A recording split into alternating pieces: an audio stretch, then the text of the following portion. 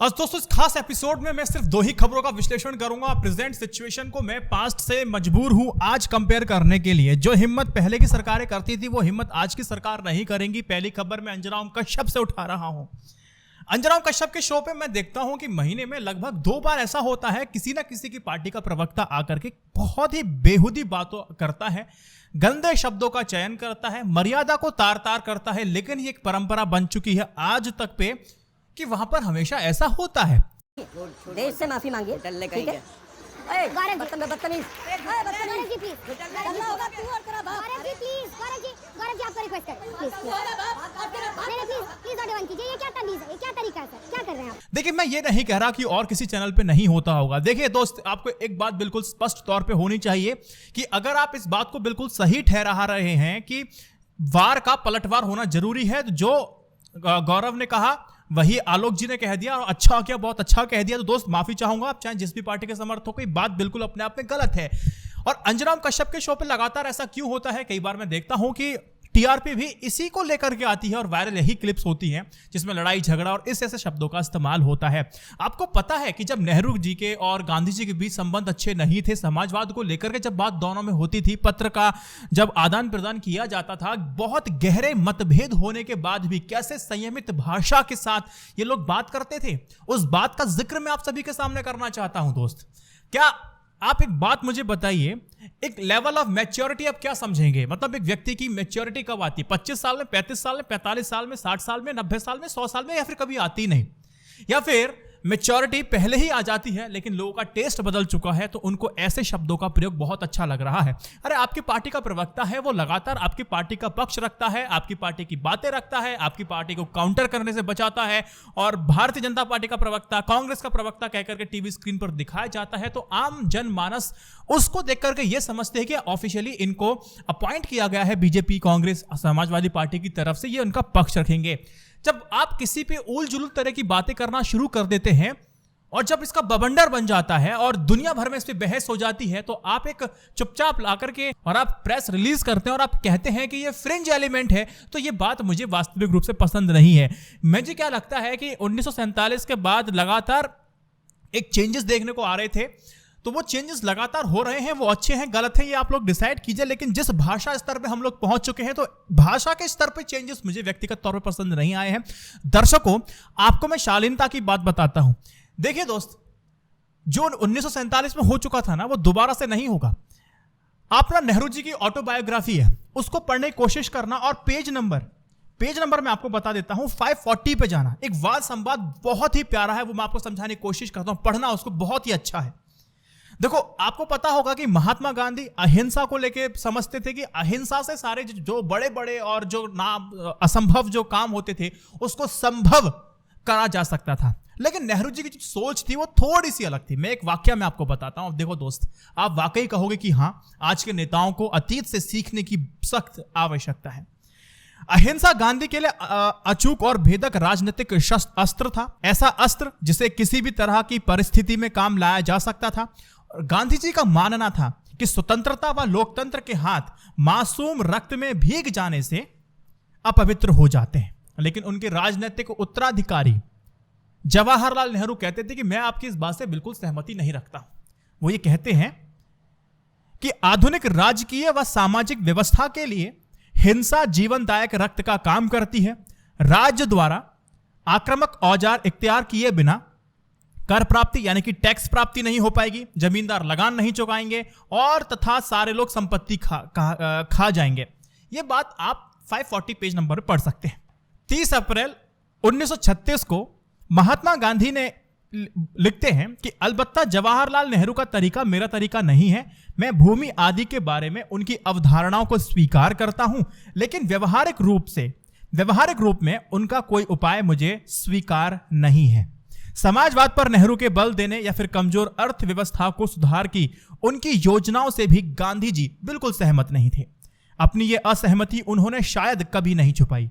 उन्होंने बहुत ही स्पष्ट शब्दों में लिखा कि मेरे विचार से उनकी योजना एकदम बेकार है, लेकिन उन्हें संतुष्ट ही नहीं किया जा सकता। जब तक कोई बड़ी बात ना हो जाए। नेहरू जी बिल्कुल सोशलिज्म के मतलब बहुत ज्यादा प्रभावित थे। उन्होंने महात्मा गांधी को समझाया कि वो उनसे प्रभावित क्यों है और उसकी वजह क्या है। लगातार 2 बार पत्र महात्मा गांधी को लिखा और महात्मा गांधी प्रत्युत्तर में, यानी कि पत्र का जब जवाब देते हैं, क्या शालीनता से देते हैं। सामने वाले व्यक्ति को पता है व्यक्ति मेरी बात समझने को तैयार नहीं और इतना बड़ा मैं दुनिया मेरी बात सुनती है और नेहरू मेरी बात नहीं सुन रहे। सोचिए कि महात्मा गांधी ने कितनी शालीनता से लिखा और क्या कहा। वो लिखते हैं, तुम्हारे और मेरे बीच मतभेद बहुत गहरे हैं और विस्तृत हो चुके हैं। लगता है अब हमारी सहमति किसी मामले पर नहीं बनने वाली है।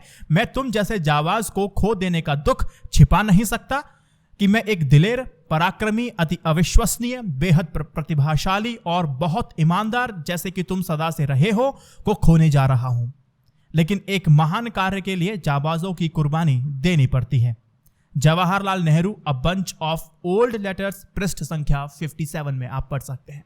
गांधी जी और नेहरू के अपने मतभेदों को लेकर कैसे परस्पर एक विचार विमर्श चल रहा है और यहां पर कैसे कैसे शब्दावलियों का इस्तेमाल किया जाता है। ये कितना कठिन और कितना वाहियात है, इसको बदलने की आवश्यकता है।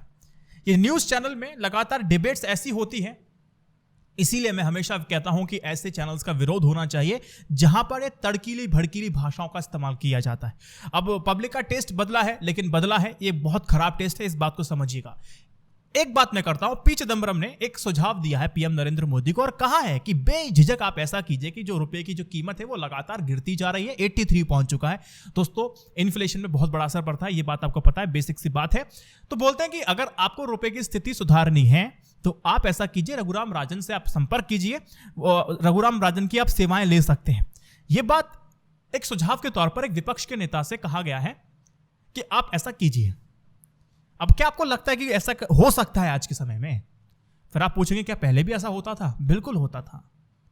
रघुराम राजन कांग्रेस के टाइम में आप देखेंगे तो वो आरबीआई गवर्नर रह चुके थे, लेकिन जब सुझाव ये दिया गया कि आप इनसे सेवाएं ले सकते हैं रुपए की स्थिति को बेहतर करने के लिए, तो आज के समय में ऐसा होना असंभव मुझे लगता है। उसके भी कई सारे कारण हैं। सब अपने अहम में, अपने अहंकार में, अपने इगोइस्टिक जो इको चैम्बर में जो फंसे हुए हैं ना, वो एक समस्या उत्पन्न कर देती है। दुनिया को संदेश जाना चाहिए कि एकमात्र एक ही व्यक्ति कर सकता है भारत का भला, वो सिर्फ एक ही व्यक्ति अमुक है, इसके अलावा और कोई नहीं। रघुराम राजन कोई विपक्ष के नेता नहीं है, ना वहां उन्होंने सेवाएं दी हैं, ना कोई ऐसे पद पर वो रहे हैं। हाँ, वो आरबीआई गवर्नर थे, तो उनसे सेवाएं लेना के लिए सोचा जाना चाहिए।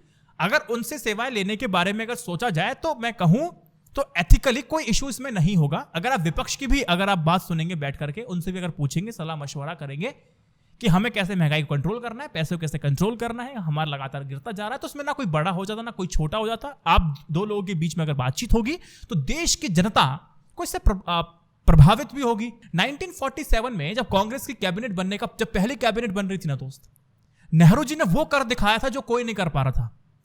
नेहरू जी ने, महात्मा गांधी ने कहा था कि आपकी कैबिनेट में ना प्रत्येक वो व्यक्ति होना चाहिए जो अपने आप में योग्य है, भले ही जो चाहे वो आपकी सरकार का व्यक्ति हो, चाहे वो विपक्ष का क्यों ना सही। जब पहली कैबिनेट नेहरू के दौर में बनी थी तो कांग्रेस के भी नेता थे उसके अंदर, उनके कट्टर विरोधी जनसंघ के भी थे, समाजवादी के भी कट्टर विरोधी थे, उनको भी कैबिनेट में लिया गया था। वो सिर्फ इसीलिए लिया गया था ताकि उनकी सेवाएं देश के लिए ली जा सके। बहुत सुंदर था। नेहरू जी की कैबिनेट में अगर आप देखेंगे तो भीमराव अंबेडकर जो कि उनके बिल्कुल कट्टर विरोधी थे, उनको शामिल किया गया। श्यामा प्रसाद मुखर्जी जो कि कट्टर विरोधी थे, उनको भी शामिल किया गया। ये एक ऐसा कारनामा था जो आज तक उसके बाद किसी प्रधानमंत्री ने इसको दोहराने की कोशिश नहीं की थी। नेहरू का सेकुलरिज्म का मतलब यह था कि राजनीति और धर्म को बिल्कुल अलग अलग रखिए, लेकिन समय के साथ ये भी परिभाषा कांग्रेस के लिए बदल जाती है और बीजेपी ने तो बिल्कुल आके पलट के रख दी सेकुलरिज्म की भाषा। कई सारे लोग ये कहते हैं कि सेकुलर शब्द का इस्तेमाल तो इंदिरा गांधी ने किया था, तब जाके हमारा कॉन्स्टिट्यूशन सेकुलर बना था। तो ये मंद बुद्धि वाली जो बातें हैं ना, ये कम से कम पढ़े लिखे समाज और वर्ग को नहीं करनी चाहिए। तो हाँ, कह सकते हैं कि चेंजेस हमें सेकुलरिज्म में देखने को मिले थे। संविधान को सेकुलर शब्द डालने से सेकुलर नहीं बन जाता है, वो सारे आर्टिकल्स हैं जो इस संविधान को सेकुलर बनाते, इस बात को समझ के रखिएगा। धर्म निरपेक्ष, पंथ निरपेक्ष की बातें मैंने अपने वीडियो में की हुई है, आप डाल सकते हैं INI-News-India/हिंदू राष्ट्र, आपको उसमें समझ में आ जाएगा। तो मेरे कहने का तात्पर्य यह था कि विपक्ष के द्वारा सलाह दी जा रही है, उसको सुना जाना चाहिए ताकि जनता का फायदा हो। आप जनता का फायदा सिर्फ सत्ता में आके नहीं कर सकते हैं, ये बात बिल्कुल ठीक है। आप सत्ता में रहेंगे तभी जनता का फायदा होगा, नहीं। आप विपक्ष में रहते हुए भी जनता की बात कर सकते हैं, जो पी चिदम्बरम ने किया है। और तीसरी बात लास्ट में सिर्फ ये कहता हूं कि जिस तरह की भाषा मुझे पत्रकारों के द्वारा सुनने को मिल रही है या पत्रकारों के शो पे देखने को मिलती है, तो मुझे अच्छा नहीं लगता है, तो मुझे व्यक्तिगत तौर पर बहुत ठेस पहुंचती है। और आप लगातार उन प्रवक्ताओं को बुलाते हैं जो बार बार अपनी सीमाओं को लांघ देते हैं।